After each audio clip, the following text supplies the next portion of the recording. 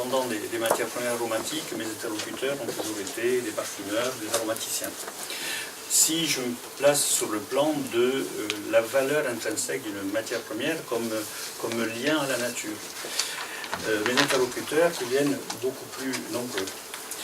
Je travaille par exemple avec un hôpital, un soin palliatif, pour qui la notion d'odeur est vraiment fondamentale dans la relation du patient vis-à-vis lui-même, vis-à-vis du personnel hospitalier par rapport aux familles.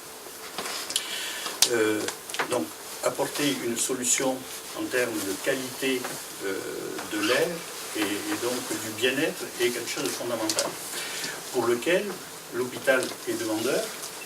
Et c'est un partenaire, non pas au sens ancien du mot partenariat. Quand on parle de partenariat, longtemps on a considéré qu'on allait partager les bénéfices. C'est pas comme ça qu'on réfléchit.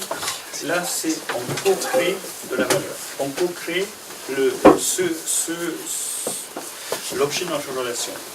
Donc avec cet hôpital, ils ont les ressources, j'ai les ressources, ils ont des compétences, j'ai des compétences, et on va les mettre ensemble dans une synergie au service de l'objectif que l'on veut tous atteindre, qui est améliorer la qualité de bien-être dans cet hôpital.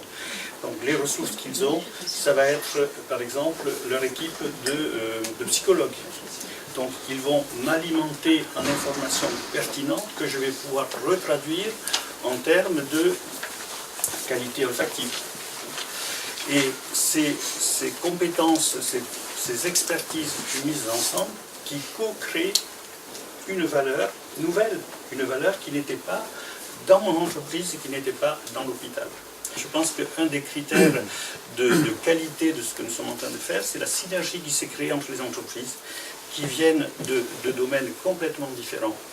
Et au début, je vous avoue, la première séance, je me disais, mais qu'est-ce que je peux faire avec quelqu'un qui est spécialiste comme Philippe, ou quelqu'un qui est spécialiste comme Benoît dans un domaine différent. Eh bien, il s'est créé une problématique commune, une synergie, et ça ouvre aussi vraiment le champ.